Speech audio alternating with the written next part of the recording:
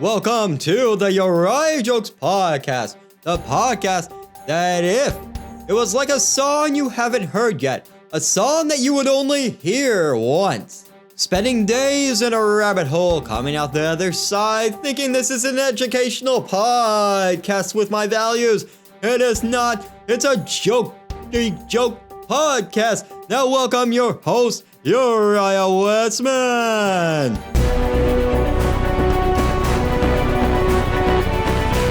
Fantastic. I don't think we need to explain that people shouldn't be getting education from this. Maybe I'm just trying to explain it to myself that I shouldn't be using this as an avenue to learn. That's what it is. I'm projecting onto the audience what I should be projecting onto myself, and that's a failure. That's what it is. But fantastic. Your intros are starting to get a lot better since I stopped paying you per word. I'll stop paying you until I start making money off of this. Because if I'm not making money off of this, no one is. Well, I guess YouTube, the power company, the carbon tax off of the giant shit that I take every episode.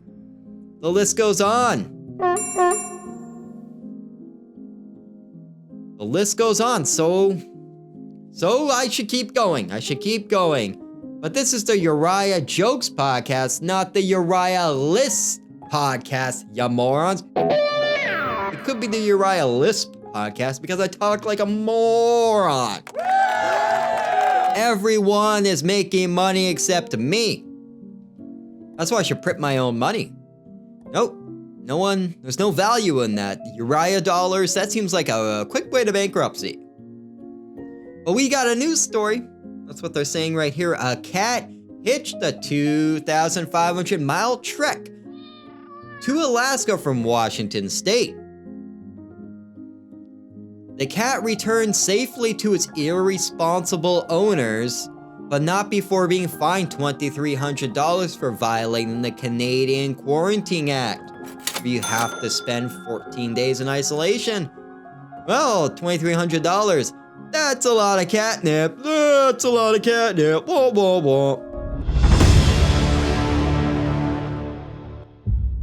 This just in, the Uriah Jokes Podcast has obtained the rights to this story for only $20. On November 30th, witness the rise of a once humble kitty cat in a suburban neighborhood turned a city cat named Shadow. The world's most notorious hitchhiking cat is back.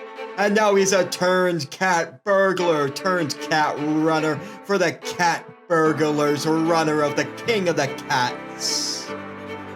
Shadow must now get back the $2,300 in catnip before the clock strikes dawn, or his shadow will be forever cast as just an old story told to an imaginary audience. Shadow has 12 hours to come up with $2,300 or face the wrath of the litter box. Looks like it's time to get the litter back together. Shadow strikes dawn. A Uriah Jokes Podcast special episode, November 30th.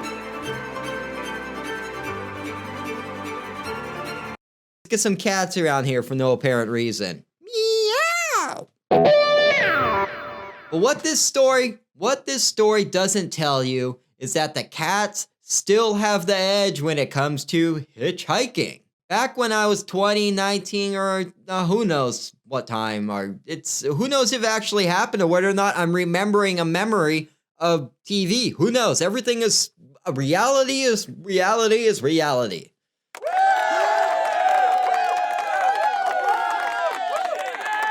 I was hitchhiking up Vancouver Island and was picked up by a cannabis connoisseur, a hippie. But I couldn't roll a joint. So he kicked me out of there. I did an epic barrel roll out of the truck, road rash galore, but Canada, free healthcare. And that was just a pre-existing condition. That's true, I just rolled with it. In this case, left to fend for myself in a town infested by raccoons. Raccoons! Raccoons! Rapunzel. They weren't even raccoons. They weren't raccoons. Just a city where I was, the inmates were running the asylum. Once again, I have to tell my writers that when sentences are written, the words have to make sense. And that time we nailed it.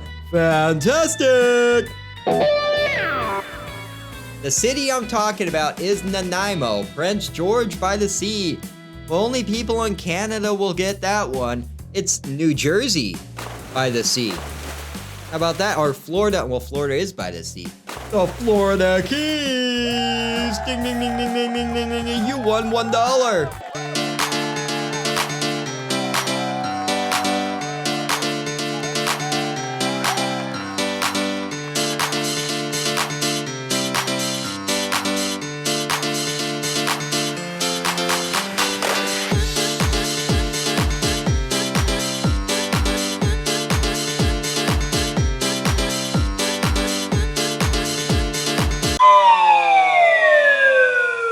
Can't afford that. Bankruptcy. Well, the only people in Canada will get that one.